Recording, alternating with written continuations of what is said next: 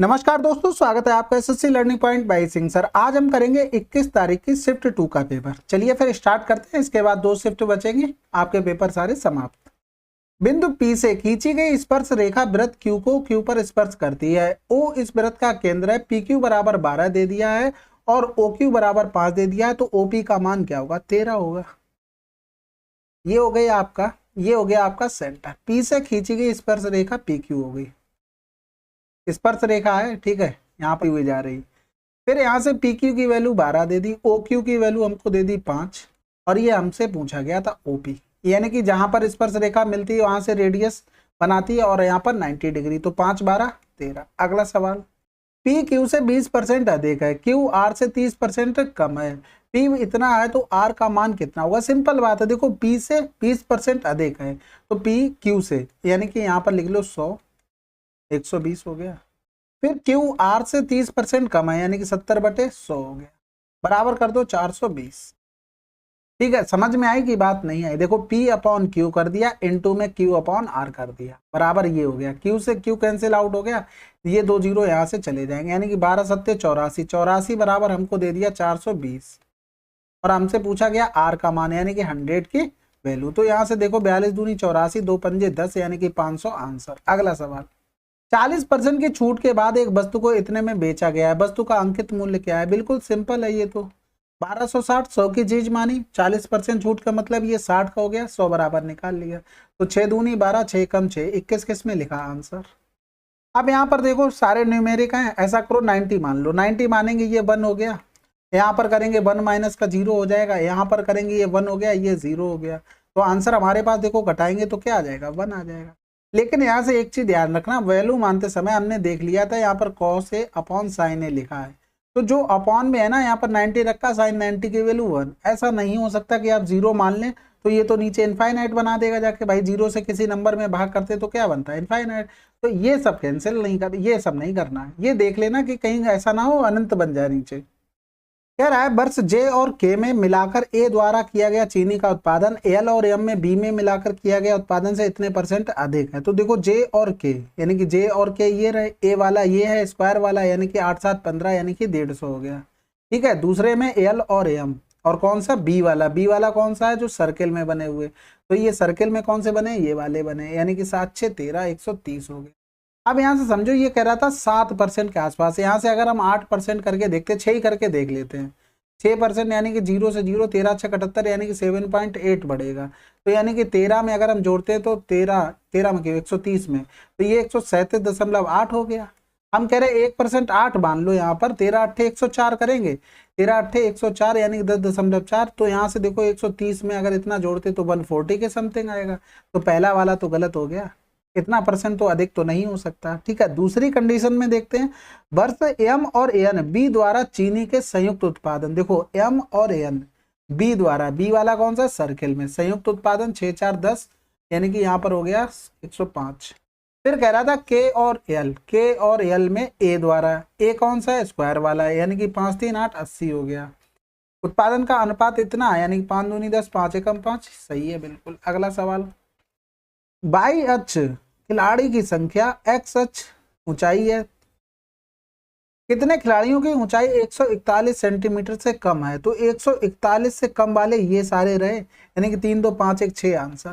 कह रहा है प्रतिवर्ष जारी किए गए पासपोर्ट की औसत संख्या क्या है? यानी कि सबको जोड़ना पड़ेगा, तो देखो 7000 था, और यहाँ पर ये लिखो, और 75 और 95 और 65 और यहाँ पर 85, देखो 5 चौको 20 हो गया, 7 2 9 9 9 18, 18 और 7 25 हो गया, 25 और 9 34, 34 और 6 40, 40 और 8 48, बटे करना 2 2 4 2 6 से, 6 8 48 आंसर। अगला सवाल, 5 क्रमागत सम संख्याओं का औसत इतना है, अगली 5 सम संख्याओं को भी शामिल कर लिया जाए तो इन 10 संख्याओं का औसत क्या होगा? देखो 5 संख्याएं थी, ये अगर मान लो एवरेज इतना रहा, तो इसके बाद A+ का 2, फिर A+ का 4 रहा होगा, इधर जाएंगे तो यहाँ पर कर देंगे A- का 2 रहा होगा, और इधर जाएंगे तो A- का 4 रहा होगा। अब इसमें बढ़ती जा रही संख्या, देखो A+ का 2 6 हो जाएगा, फिर A+ का 8 हो जाएगा, फिर 8 9 8 2 10 हो जाएगा, फिर 12 और 2 14, यानी कि एवरेज से यहाँ से देखो, यहाँ से कितना बढ़ा 6, फिर 8 से 14 हो गया, 14 दूनी 28, 28 और 12 कितना हो गया 40, 40 और 10 50 बढ़ रहा है, समझ गए। तो कितनी नंबर हो गए टोटल 10, तो एक में कितना बढ़ेगा 5, यानी कि एवरेज से कितना बढ़ेगा a प्लस का 5। समझ में आ गई होगी बात। ये तो सिंपल है भाई, 3/4 गुणे में कर दो 64/9, फिर यहाँ पर प्लस का 7/11 गुणे 121/14 माइनस का 9/13, फिर गुणे में 65/36। तो 13 पंजे 65 हो गया, 9 चौक 36 हो गया, यहाँ से 11 11 में 121 हो गया, 7 दूनी 14 हो गया। यहाँ से करेंगे तो या तो यहाँ से कर लो, ठीक है। 4 एकम 4, 16 चौकू 64, 3 त्रिका 9 हो गया। तो 16/3 प्लस का 11/2 माइनस का 5/4। तो इन दोनों को अगर यहाँ से एलसीएम ले लो टोटल इकट्ठा, यानी कि 12 एलसीएम हो गया। तो 3 चौकू 12, 16 चौकू 64, 2 छक्के 12, 66 हो गया, 4 तियां 12, 5 तियां 15 हो गया। इनको जोड़ा तो 6 4 10 की 0, हासिल लगा 1 हो गया, 7 7 6 13 हो गया। फिर यहाँ से ये घटा देंगे, यानी कि 115/12 आ जाएगा। यानी कि ऊपर वाले को सॉल्व किया तो 115/12 आया। कितना 115/12। अब इसको सॉल्व करेंगे तो देखो 1/2 गुणे का साइन 5/4 हो जाएगा, प्लस का 4 चौकू 16 हो गया, फिर 3 पंजे 15 हो गया, यानी कि 4/5 हो गया। एलसीएम ले लो यहाँ से, 40 एलसीएम हो गया, 4 दूनी 8 पन्ने 40, 55 25 हो गया, 5 8 40, 8 चौक 32 हो गया। जोड़ देंगे तो 5 2 7 हो गया, 3 2 5 हो गया, बटे में 40 हो गया। तो यहाँ पर इसमें डिवाइड करेंगे तो 115/12 और फिर 40 ऊपर पहुंच जाएगा, 57 नीचे आ जाएगा। तो यहाँ से 4 तियां 12, 4 एकम 4 हो गया, तो 1150 यूनिट डिजिट इससे ऊपर वाले से काम हो गया। बाकी नीचे गुणा कर लो, कोई दिक्कत नहीं है। त्रिभुज पी क्यू आर की माध्यिका इतनी है, पी क्यू आर का केंद्रक ओ है, पीओ बराबर इतना, तो पीएम का लंबाई बतानी थी। सिंपल है, देखो पी क्यू आर और ये क्या हो गया, पीएम एक माध्यिका हो गई, माध्यिका पे एक केंद्रक है, क्या है ओ है। केंद्रक हमेशा माध्यिका को 2:1 के अनुपात में बांटती है, तो 2 बराबर हमको दिया गया था 27, टोटल निकालना था, यानी कि 3 बराबर निकालना था, तो 27/2 गुणे में 3, यानी कि 81/2, यानी कि 2 चौकू 8, 0 2 पंजे 10 आंसर। अगला सवाल, अब यहाँ से देखो आसान है, ये देखो क्रॉस मल्टीप्लाई कर रहे हैं 6 के, यहाँ पर हमने k कॉमन ले लिया, यानी कि k कॉमन ले लिया, तो बचा के अंदर k माइनस का 2 प्लस का 1/k, यानी कि k से k कैंसिल आउट हो गया, यानी कि 2 इधर आ जाएगा, तो 8 हो गया k प्लस 1/k। अब हमें जाना किस पर है, k की पावर 3 प्लस 1/k की पावर 3, यानी कि 8 की पावर 3 माइनस का 3 × 8, फार्मूला लगा दिया, तो 512 माइनस का 8 दिया 24 हो गया, 12 से 4 गया 8, यूनिट डिजिट से काम। अगला सवाल, एक महिला 4000 में एक घड़ी खरीदती है, उसे 13% की हानि पर बेचती है, घड़ी का विक्रय मूल्य क्या है। देखो 4000 की चीज 13% हानि का मतलब हो गया बेच रहा है वो 87% में, तो चीज कितने होगी, 4 सत्ते 28 हो गया, 8 0 लास्ट में मिल गया, काम खत्म। अब यहाँ से देखो ये भी आसान है, इससे हमें क्यूब वाले पे जाना है, यानी कि हम यहाँ से लिख सकते हैं 16 की पावर 3 माइनस का 3 × 16 इंटू का ए बी बराबर हो गया 1456, डायरेक्ट लिखना है। देखो हमें ये चीज तो पता रहती है हमेशा, फार्मूला देखो खोलते हैं वो ठीक है, लेकिन ये भी चीज याद रखो, ये याद रहता है हमें, अगर इससे हमें इस पर जाना हो तो हम क्या करते हैं, ए की पावर 3 माइनस का 3 ये करते हैं, वो तो हमने यहाँ से देखो ये इतना किया हुआ है, सेम चीज की हुई।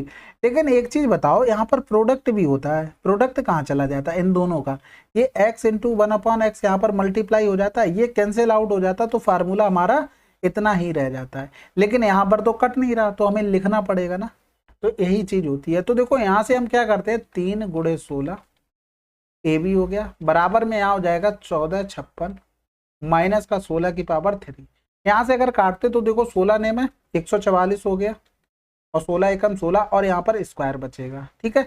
तो यहाँ पर बचा माइनस का 3ab 91, और 16 सोलियम 256 कर लो, 6 से 1 जाएगा 5 बचेगा, 15 से 9 गया 6 बचा, 165 बचा, माइनस का वो भी, और इधर माइनस का 3ab, भाग कर देंगे, 3 पंजे 15, 3 पंजे 15, माइनस से माइनस कैंसिल, आंसर।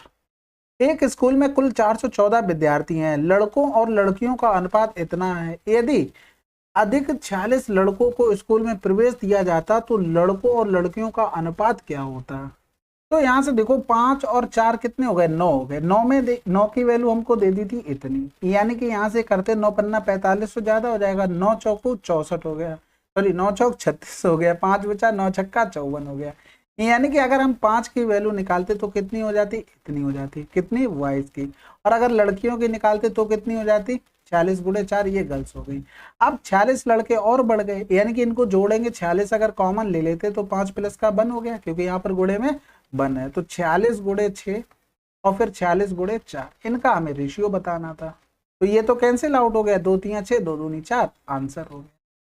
एक जीवा AB द्वारा वृत्त के केंद्र पर अंतरित कोण 140 है, तो वृत्त के दीर्घ पर चाप AB द्वारा अंतरित कोण आधा होगा। ये तो सिंपल है भाई, जीवा है कोई भी AB, इसने केंद्र पर अंतरित कोण कितना 140, 140 कह रहा था। दीर्घ चाप, देखो दीर्घ मतलब बड़ा होता है, तो देखो ये लिखी जीवा, जीवा के ये ऊपर वाला हिस्सा बड़ा है, नीचे वाला छोटा है, ये लघु चाप हो गया, ये हो गया दीर्घ चाप। तो इस पर हमसे पूछा था, तो हमें पता है इसका क्या होता है, आधा होगा ये, ठीक है।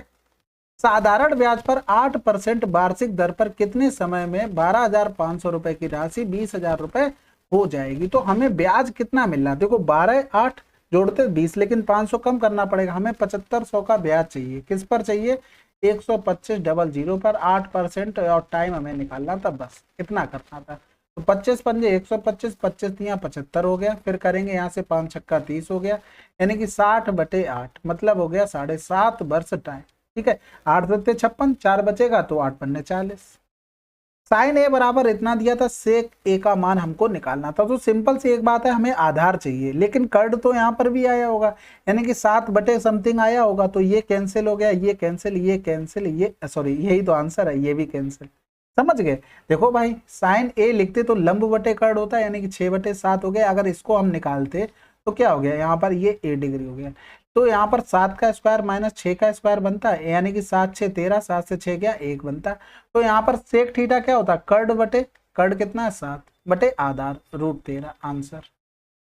10 व्यक्तियों का औसत भार इतना है, एक नया व्यक्ति समूह में शामिल हो जाता है और 11 व्यक्तियों का औसत भार 42 kg हो जाता है। नए व्यक्ति का भार क्या है, देखो सिंपल से 10 लोगों का 40 था, 11 लोगों का 42 था। अब एक चीज बताओ, इसके आने से क्या हुआ, जो नया आदमी आया एवरेज बढ़ा है कि घटा है, आप कहेंगे कि बड़ा है।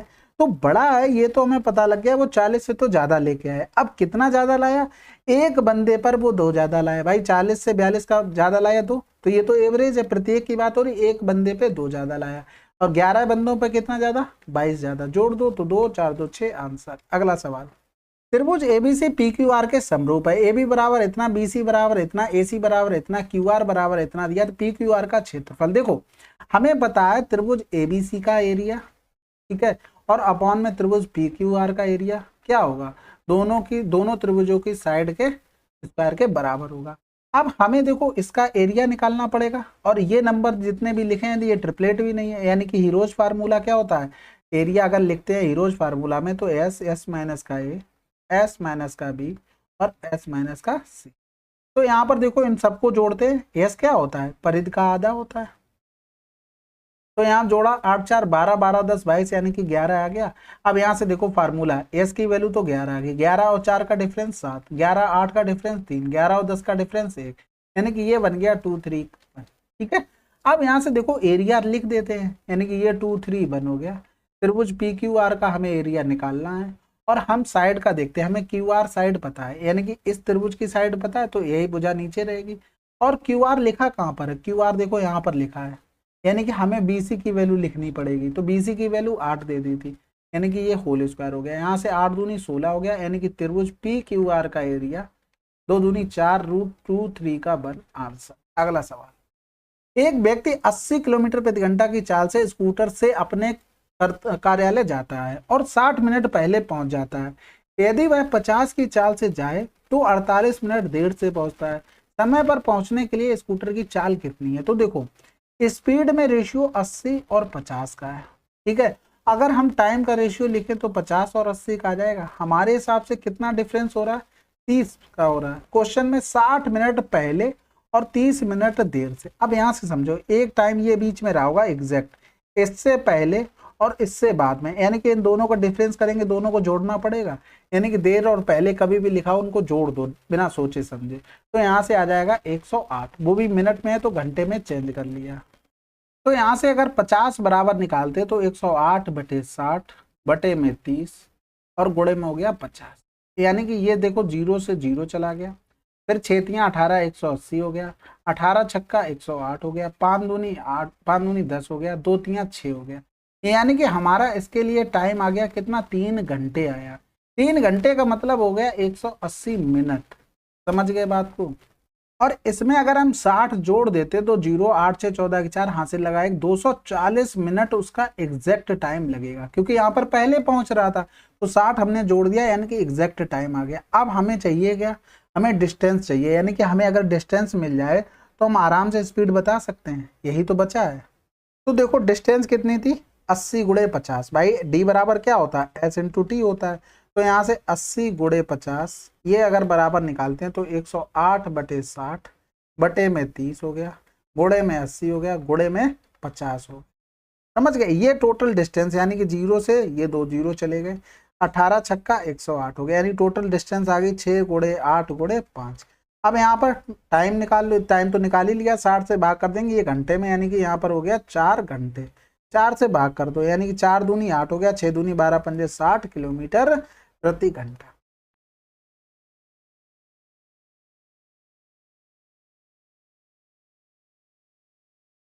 बीस से विभाजित 3 अंकों की सभी संख्याओं का योग क्या होगा। देखो ये सवाल आ चुका है, आंसर ये होगा। देखो 3 अंकों की पहले तो ये हो गई भाई, ये 3 अंकों की संख्या है, 20 से डिवाइड है।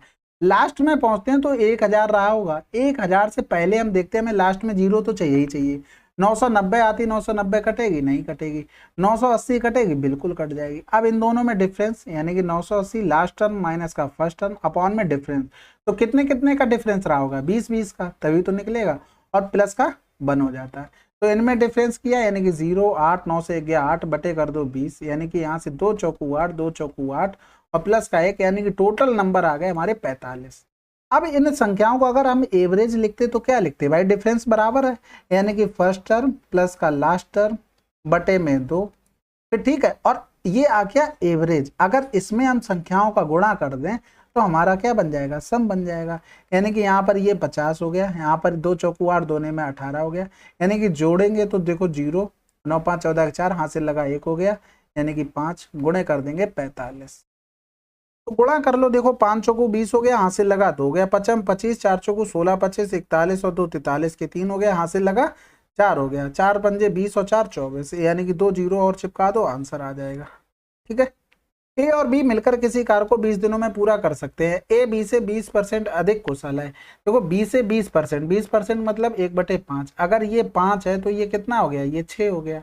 तो अगर दोनों मिलकर करते तो 11 गुणे 20, यानी कि टोटल वर्क ये आ गया निकल के। फिर कह रहा था बी अकेले, बी की इफिशियंसी ये हो गई 5 चौक 20 11 चौक 44, आंसर। एक बेलन की आधार की त्रिज्या इतनी है और ऊंचाई इतनी है, उसका कुल पृष्ठीय क्षेत्रफल बताइए। बेलन का कुल पृष्ठीय क्षेत्रफल 2 पाई r और h प्लस का r हो गया। अब यहाँ से देखो कैसे, ऐसे करना नहीं था, 2 पाई r h प्लस का 2 पाई r स्क्वायर। हमें देखो क्या पता है, हमें रेडियस 7 पता है। हमें जब रेडियस 7 पता होती तो परिधि का मान हमें पता होता। देखो ये सब लिखने से हम बच जाते बिल्कुल। यहाँ पर 2 पाई r लिखते हैं हम 44 और गुणे में h होता है यानी कि 5 प्लस का 2 पाई r स्क्वायर। पाई r स्क्वायर की वैल्यू जब रेडियस 7 हो तो क्या होती है, 154 होती है। समझ गए, इतना लिख के हमारा काम खत्म हो जाता। तो 5 चौकू 20 5 चौकू 20 2 22 हो गया। यहाँ पर करते 2 चौकू 8 15 दूनी 30 हो जाता, जोड़ दो 8 2 5, आंसर। अगला सवाल, सभी वस्तुओं की हानि का औसत मूल्य बताइए। यानी कि हानि निकालनी पड़ेगी। तो देखो यहाँ से कितने रुपए की हानि हुई, 50 की। यहाँ से 25 रुपया की हानि हो गई। यहाँ से कितने रुपया की हो गई भैया, 100 रुपया की हो गई। यहाँ से कितने की हो गई, 150 रुपया की हो गई। इन सबको जोड़ देंगे, यानी कि ये जोड़ेंगे तो ये 300 हो गया, 325 बटे में कर देंगे 4, तो 4 अट्ठे 32 हो गया। फिर 4 एकम 4, हमारा आंसर आ गया। अगला सवाल, अब यहाँ से देखो ए का मान निकालना। देखो ये सारे ऑप्शन दिए गए थे, आप इनसे वैल्यू पुटिंग करके भी निकाल सकते थे। अगर उस तरीके से नहीं निकालना चाहते, देखो हम यहाँ पर रख क्या नहीं सकते, हम 90 नहीं रख सकते। रीजन क्या है, अगर 90 रखते तो 1 से 1 घटाते तो ये तो नीचे इनफाइनाइट बनता, तो इसका तो खेल खत्म हो गया। अब यहाँ से देखो हमारे पास 3 ऑप्शन बचते थे, ये और ये बचे थे। अब हमको 1 चाहिए था। 1 लाने के लिए हमें पता है कि ऊपर नीचे दोनों की संख्याएं बराबर रखनी पड़ेंगी, तभी काम चल पाएगा, नहीं तो आएगा नहीं। ठीक है, तो 45 ही हमें एक ऐसी चीज पता है जो हमारी बराबर देती है। अगर नहीं कर पा रहे हो तो देखो cos a हमने ले लिया कॉमन, क्योंकि मुझे तो उससे समझ में नहीं आ रहा तो मैं इसी से कर रहा हूँ। तो 2 cos स्क्वायर a माइनस का 1, नीचे से ले लिया हमने sin a कॉमन। ये क्या हो गया, साइन ए का मान हो गया, यानी कि 1 माइनस का 2 साइन स्क्वायर ए, और ये हो गया बराबर 1। यहां से देखो हमें पता है cos 2a के फार्मूले, एक तो होता है क्या कॉस स्क्वायर थीटा माइनस का साइन स्क्वायर थीटा, ठीक है, थीटा कर लो यहाँ पर। एक होता है 1 माइनस का 2 साइन स्क्वायर थीटा, और एक होता है 2 कॉस स्क्वायर थीटा माइनस का 1। तो ये तो दोनों बराबर हो गए, कैंसिल आउट। ये क्या बन गया कॉट, कॉट ए का मान हमें दे दिया 1, तो ए बराबर कितना आ गया 45 डिग्री, क्योंकि इसका मान क्या होता है 1 का, कॉट 45 में होता है। अगला सवाल, चलिए फिर 21 मार्च की शिफ्ट 2 आपकी कंप्लीट हो गई है। मिलते हैं अगले वीडियो में, तब तक के लिए पढ़ते रहिए। जय हिंद, जय भारत।